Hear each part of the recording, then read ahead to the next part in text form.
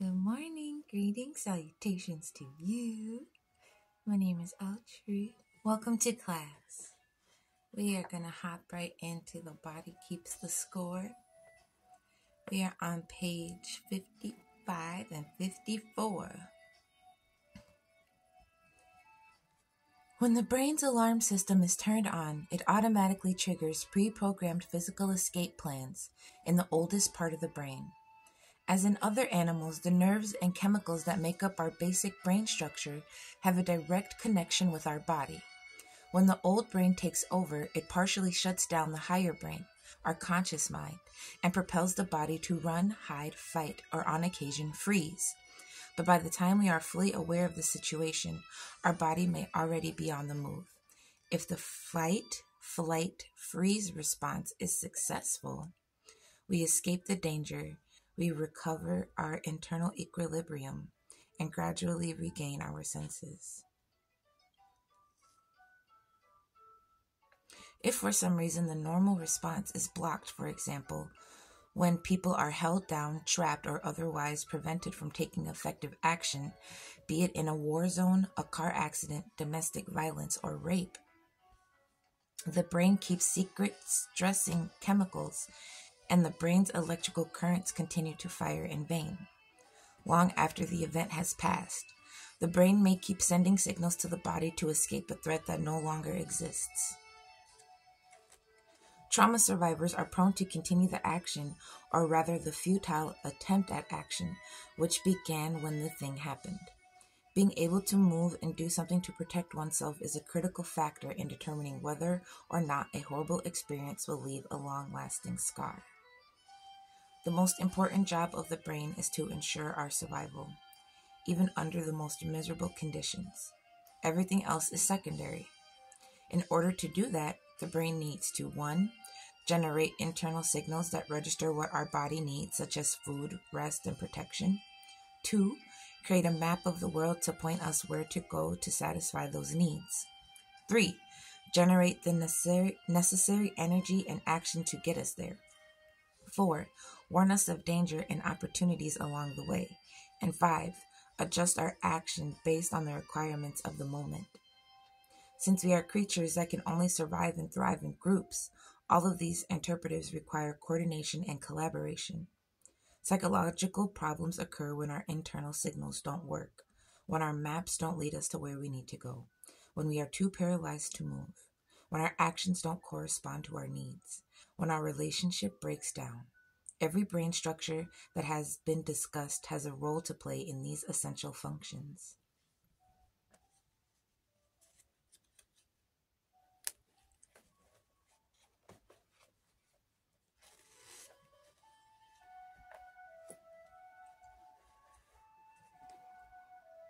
As we see, broken alarm systems can manifest in various ways, and as well as a smoke detector malfunctions, you cannot trust the accuracy of your perception sometimes.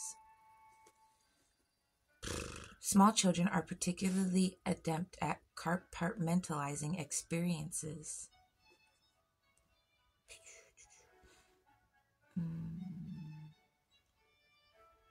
There's an example of a little girl named Annie.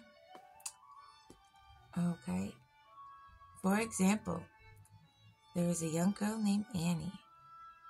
She started to like me and began to look forward to our meetings. One day she had a flashback of feeling excited that her father was coming home, but then later had a memory that he had abused her. For the first time, she realized that her mind automatically associated excitement about seeing someone she loved with the terror of being abused.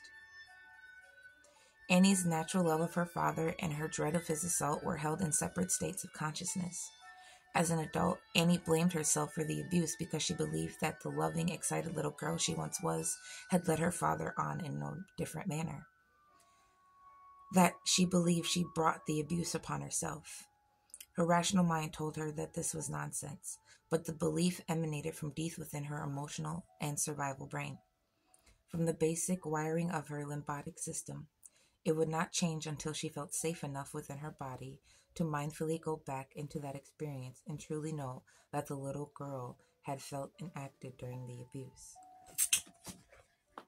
That was a lot, right? A lot to digest. So our brains are hardwired in fight, flight, or freeze responses. And the traumas we endure in our life affect how we respond to certain things. Most of us are numbers or avoiders, and some people like to tackle it head on, right? We are now in an era, in a time where we have access to knowledge at our fingertips. And I feel like if we knew what to look at, if we knew what area to go to get the resources and help we need, we'd be better off, right? Right.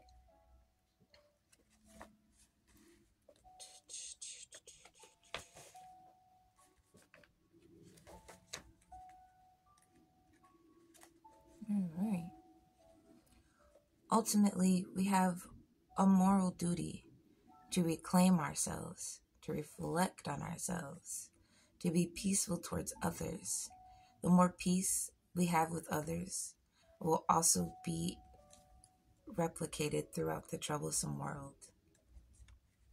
Do you need variety in your life?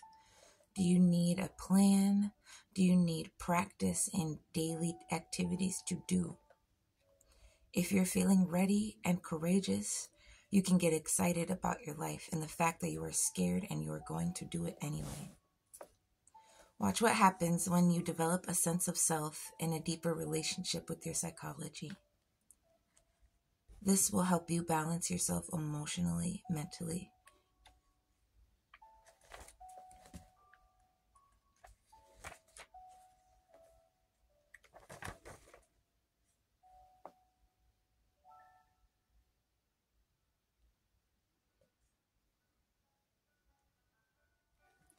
Think of the protesters who consciously oppose war.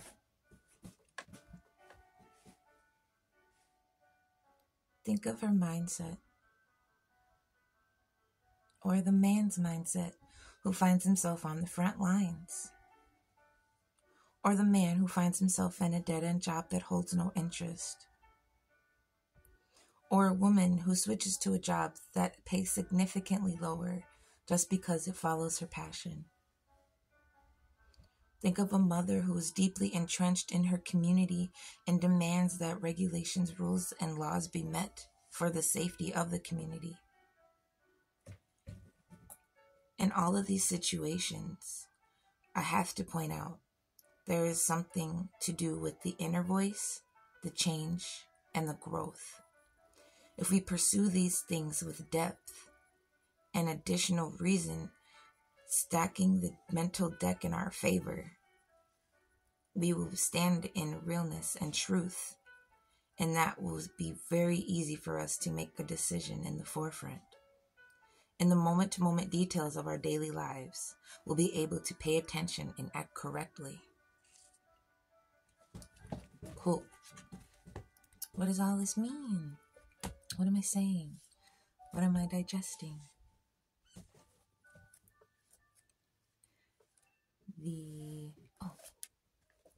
Last segment.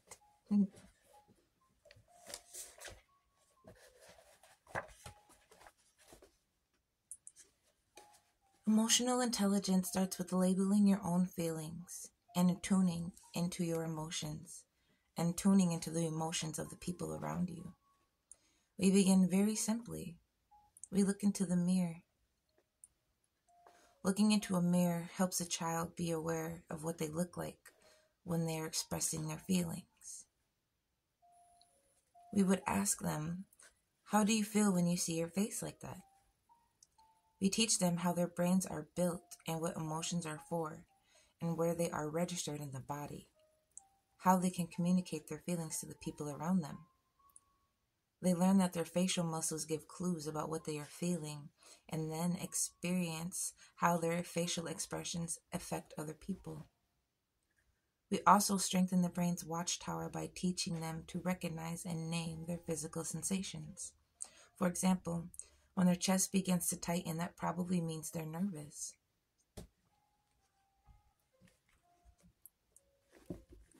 A part of identifying and having emotional intelligence is identifying exactly where the hurt is, how the hurt happened, and giving yourself tools to maneuver through that, right? So, firstly, we need an emotional state, a spiritual state, and a physical state. This is the holy trinity of being a human, right? Father, Son, Holy Spirit, Vishnu, Brahma, and Shinua. Emotion, spiritual, and physical. So, let's say your emotions are on a spirally chart, right?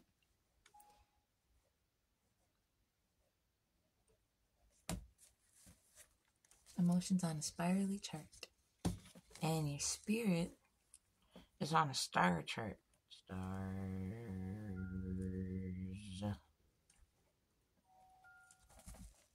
And your physical is not on a chart at all. Your physical is the chart, right? So, your physical is the chart. When we combine all three of those together, right? You get the swoopy swirls. And then you get a star inside of each of the swoopy swirls. And you come together and you look like a beautiful pillar, right? This beautiful pillar could be represented as the Gohozon. The Gohozon is what the Nichiren Buddhist practitioners chant to. They chant Nam-myoho Renge Kyo, and that is a Japanese character represented on the Gohozon down the middle. There are also a character for everything in the world represented on the Gohozon.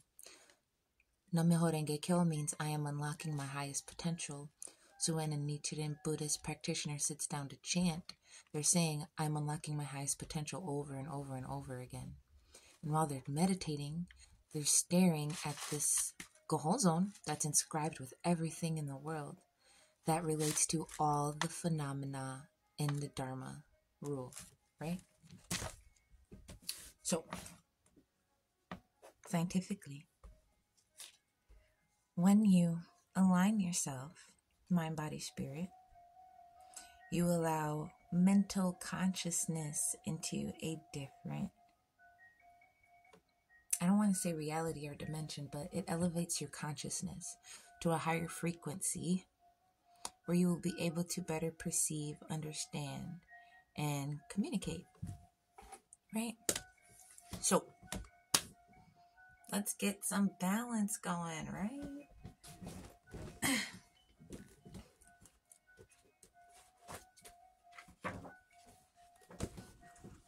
This is our emotional chart. It's got almost everything on there. You got hate, revenge, guilt, anger, blame, discontentment, hope, optimism, passion, enthusiasm. And no one's emotional scale is ever constant, right? Like you're always moving up and down the scale. We typically rest in the orange and yellow area. We're just like, oh my God, what the hell is going on? So now we can give ourselves tools to combat, right? That downward slide. So let's say we are feeling overwhelmed and irritated, okay? Let's say our emotional state is overwhelmed. We just got too much coming at us. There's nothing we can like center ourselves with. We are just overwhelmed. We are a ball of anxiety.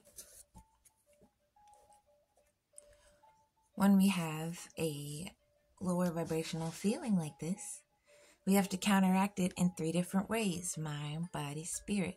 Just like any other lower vibrational feeling, you have to counteract it in 3 ways. You have to attack it 3 ways, just like when you're sick. 3 different things you do, right? You take your medicine, you keep your throat lubricated, right? Liquids, all that good jazz. Same thing with your emotions. So if I were to be feeling overwhelmed, I would have to stimulate myself mentally in a way that was also relaxing. So If I was overwhelmed, I would do yoga. I would sit down and write a poem. I would first make myself focus on things that I have achieved to lessen my stress over the things I have not yet achieved, right? Because if I can attack this 10-step project and I completed it with full accuracy, I can complete a 30-step project. I just have to train my brain to do that and have to believe that I can complete it, right? You can organize. A feeling of being overwhelmed is being disorganized in the mind. So if you organize your physical environment, that will help with organizing in the brain. We are saying affirmations, right? To train your brain because repetition works. Everybody knows that. So affirmations for feeling overwhelmed or irritated would be, I'm focusing on my progress. I'm patient with myself. I allow my anxiety to clear. I can see clearly. I can let go of the past and trust all is well. I see my light. I see what I give to the world. You feel what I'm saying? Like, pour into yourself. Distract your mind from the things that you feel like you can't, because you can. You just have to give yourself a moment to do it. You can always physically do self-care. Yoga, showering, sleeping, meditating, eating, going out in nature, being gentle with you, right? Always. Once you figure out how to combat your emotional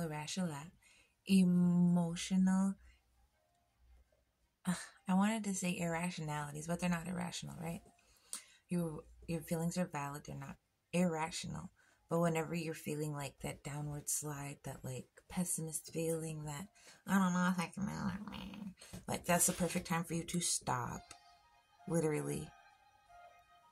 Don't think of anything for 2 minutes. Let your brain clear itself for a second. Just pause. Be still. Write down if you can, or jot a quick note on how you're feeling, why.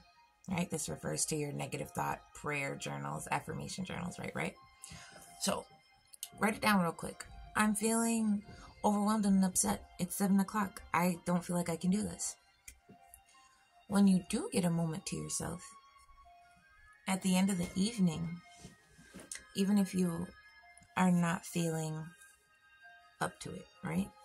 Ask yourself questions to empower yourself. Ask yourself questions to motivate you to want to complete your project.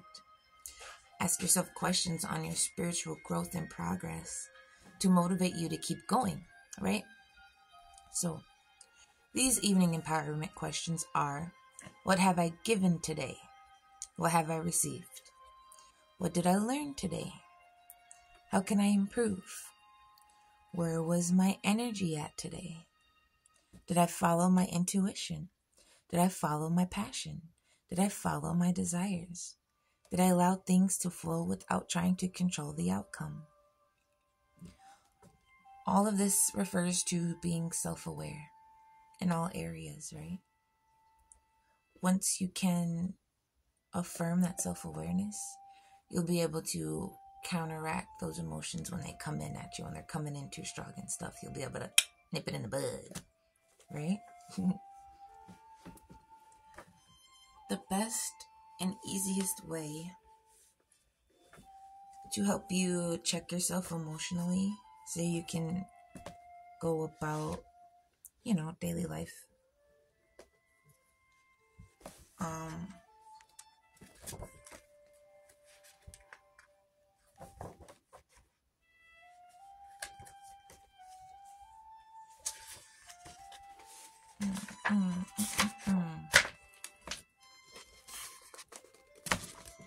Check yourself with different skills and strategies, right? Always check yourself. So when you get angry and you feel like you're about to have an outburst, new habits I want to master, habits I want to unlearn, skills I want to master. Who can I learn these skills from? People who influence me in a negative way.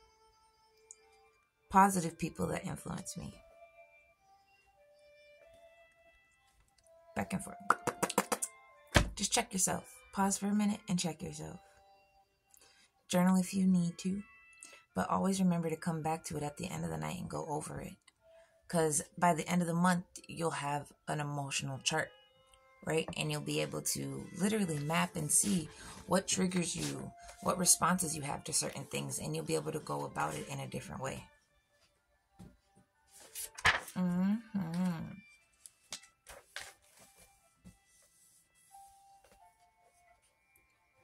You need to keep yourself accountable, and you need to be aware of your emotional state, because that will affect how well you are able to craft your weapon and how well you are able to craft your armor.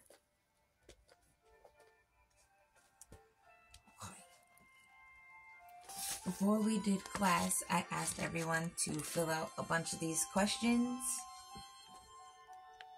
Right? Celebrate your top 10 achievements. What did you learn the past 3 months? What did you realize was a mental block, a fear, or a distraction? What actions did you take to improve yourself? And if you didn't take any actions, what actions do you want to take to improve yourself? What did you learn from watching your emotional vibration? Right? Like I said, every month you'll be able to have a chart and you will see it firsthand. Like, whoa, I'm like irrational as fuck sometimes. Holy crap. Or you'll be like, oh my God, I'm like completely unexpressive. I need to express myself more. What is this? It's a healthy balance, right? We have to learn how to have a healthy emotional balance so we can project ourselves to where we want to be. Without healthy emotional balance, we are literally stuck.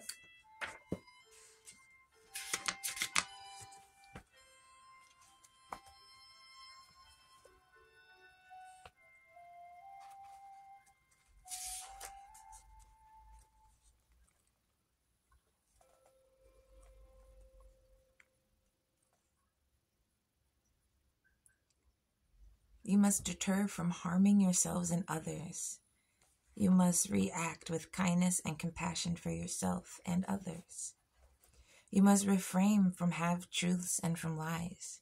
You must choose to express yourself uniquely and authentically. You must choose to stay away from thieving and choose to cultivate new skills and abilities.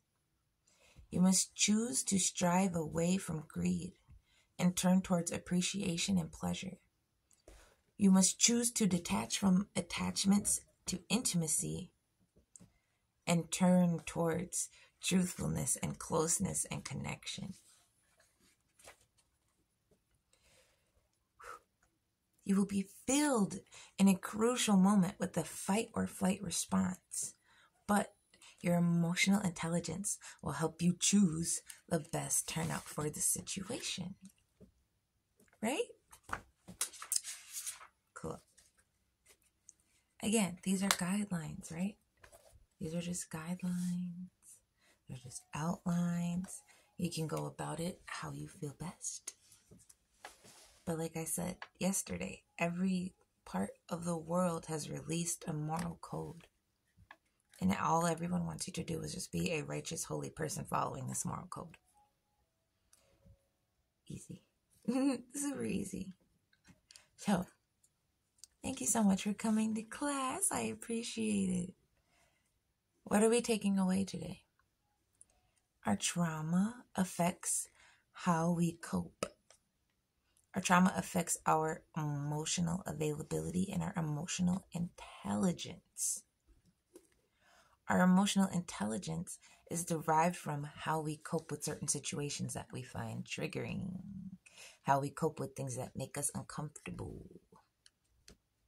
Once we figure out how to completely balance our emotional intelligence and how to balance our mental instabilities, we'll be able to progress forwardly and deter people that are trying to derail us. Excellent. So, let's say we've got our love up, we've got our stability down, we got a good gist of how to maneuver. We're going to make a protective bubble around ourselves, okay? So, We're going to generate some chi energy. Your chi is at the base of you. It is where your negative and positive energies combine and mix and swirl and do their thing.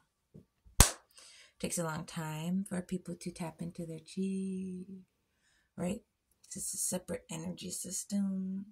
I mean, it is what it is, right? They're all energy points. They're all different things. It just takes a different type of awareness to tap into it, right? So, tap into your chi, become aware that it is there, it is a thing, it is yours, and you influence it, right?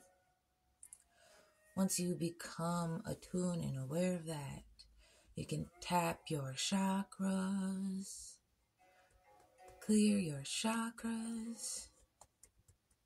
We'll go over that in a second.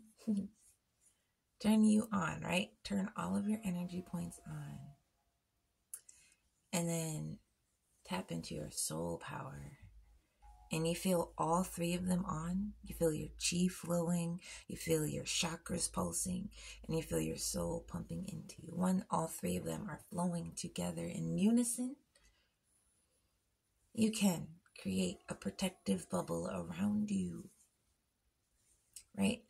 We can project our auras outside of ourselves. We can project our energy frequency outside of ourselves. You have a receiving portal in your hand and a expelling portal in your hand, right? To give and to receive, right? So when you channel your chi, and you tap your chakras and you channel that energy, you can focus it into one place. You can focus it into your hands. And you can amplify that energy for as long as you want. Amplify that energy. Feel it building in your hands. Once you feel it building, you can project that energy bubble around you. And project that protection around you. One of the things that amplifies that protection is your Qigong oil lamp located in your solar plexus chakra. Behind your belly button. Behind your belly button, there is a energy holder. It holds your willpower. That is the Qigong oil lamp, right? So, let's say solar plexus chakra is bright, yellow, beautiful, abundant, glowing light. It's just pew, right? That light is being projected out of the very top of the Qigong oil lamp. You can take the lid off of that oil lamp and let your willpower out. Let it run wild. Let it run rampant. Let that energy out. Let it fuse with your chi. Let it flow through all of your chakras. Let it blow through your soul and let that thing go. Let that bubble around you be amplified. And you will feel the difference between making an energy bubble with your Qigong and making your energy bubble without your Qigong. Super exciting. Before we even get there, let's focus on our emotional state and getting us to a place of calm. Once we get to a place of calm, we will then be able to make energy bubbles. But if we don't have a place of calm, our emotional state is constantly like this, our energy bubble will not be sustainable. It will pop right away. So, homework. Let's do an emotional journal. Let's do an emotional log. See where we're at. Do our affirmations. Do our questions to empower our evening and motivate our path. Once we get those down, let's see about making an energy bubble, yeah? I love you guys so much. Thank you for coming to class. We'll see you later.